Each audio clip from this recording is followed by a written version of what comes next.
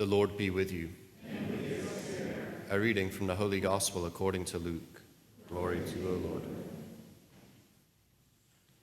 Jesus said to his disciples, "Be merciful, just as your Father is merciful. Stop judging, and you will not be judged. Stop condemning, and you will not be condemned. Forgive, and you will be forgiven. Give, and gifts will be given to you. A good measure, packed together, shaken down, and overflowing will be poured into your lap. For the measure with which you measure will in turn be measured out to you." The Gospel of the Lord. Praise to you, Lord Jesus Christ.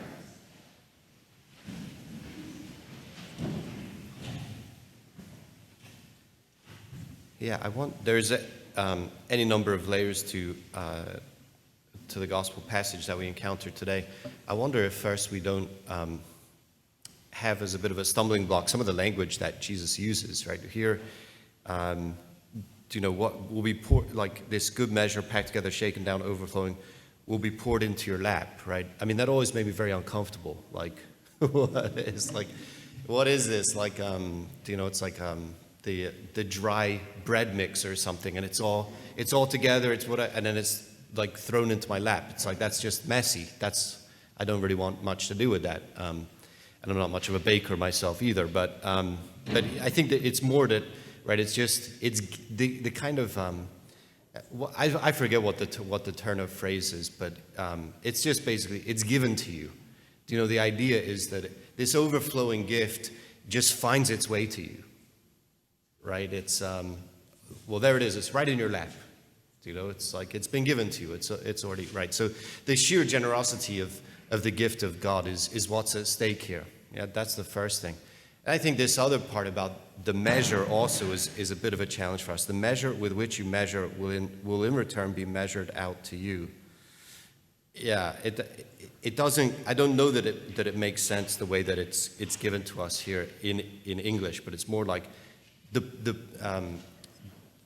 portion that you ration, right, or the way that you ration, that'll be rationed out to you the same way, right? So the portion that you're looking to give is the portion that you're going to receive. The ration, maybe it's better to hear it like that. The ration that you give, right, your stinginess or generosity, the ration that you give is going to be the ration that you receive. That sounds a bit more substantial, at least to me. So. There's all of that going on, and then I think if we understand what's going on there in terms of this great and generous gift of God is at stake here in this passage. This is what we're talking about, right? The overflowing generosity, the great generosity of God. This is the gift that's at stake in this passage. Then we're inclined to hear the rest of it with more sensitivity because we know the greatness of what's at stake. We want to get that first part right because the gift that's coming our way, if we do, is tremendous, and of course we desire it. So yeah, be merciful just as your Father is merciful. I don't know. I mean, sometimes I think it preaches itself, right?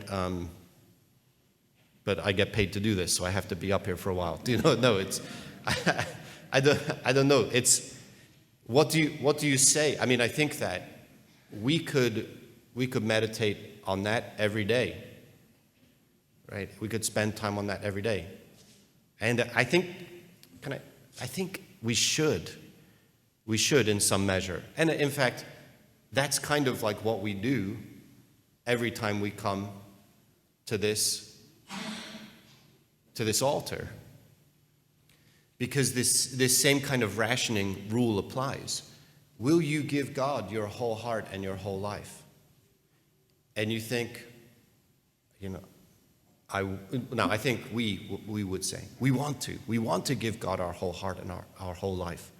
What's at stake in that is that he wants to give you his whole heart and his whole life, but he can't do it unless you give him your whole heart and your whole life. That's the dynamic of what we do here. That's why we come day after day. That's why we want to go to the depths. We want to give over to God everything, want to give Jesus everything, want to follow him with our whole heart and our whole life, because we know what's at stake, and it's not a future reality, right? We're inclined to see it that way, like maybe along the lines of risk and reward, right? This is a great transaction we have with Jesus. If I do these things, then I'm going to get my reward as well. It's not like that. It's much more organic than that. So let me get to that as well. Stop judging, you will not be judged. Stop condemning, you will not be condemned. Forgive, and you will be forgiven. Okay. How does this work? It is that simple, by the way, but how does this work? Come on, Lord. A word. Any word.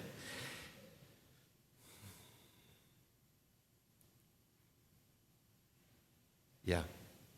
Okay. We have to go deep. We have to go deep. So it's not just that we have to be about the action. Okay? Forgiving, not judging, not condemning. But we have to be that thing. And, we have to be, in order to live the non-judging, non-condemning, and forgiving life, we have to recognize ourselves as recipients of God's mercy, His generous mercy, and we have to become an expression of that mercy. And any obstacle that we put in the way of God in making us a forgiving, non-judging, non-condemning people, we actually experience now as judgment, condemnation, and unforgiveness for ourselves. This is a tough one. It's tough because you have to catch it at the depths. And preaching is going to be on, as much as I can try, it's going to be a little bit on the surface. You have to catch this one in the depths. So when we refuse to forgive, we are rejecting God's forgiveness. And we're doing it now. And then we live miserable lives.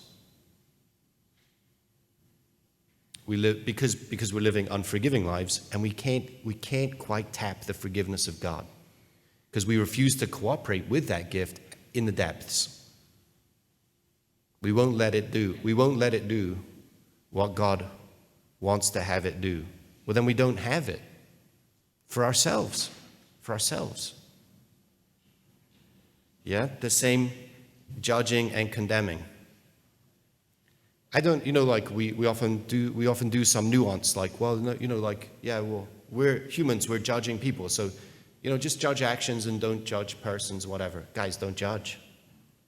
Don't judge at all. Don't judge at all. Judging often is like our safety net. It makes us feel better about ourselves. Don't judge at all. Don't allow the ego any air there. Drown it in the depths. We talk about catching it in the depths. Drown the ego in the depths there. Don't judge.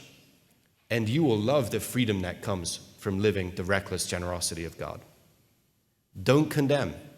And you will love the life of non-condemnation that comes to you.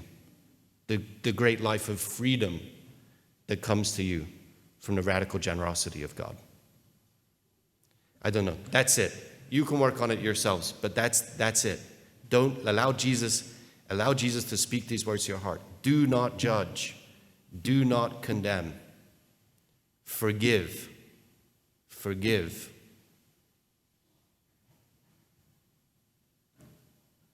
We have to ask God. We have to go to the depths with Him on that, especially. Forgive. Who do I need to forgive? And then live it out in action. Who do I need to forgive? Live it out in action. And if you do, my friends, then you're participating in God's own life of love. And you've found then this great gift that's made its way to you, although you've done nothing to earn it. But there, we have to commit there. Forgive. Lord, help me to forgive.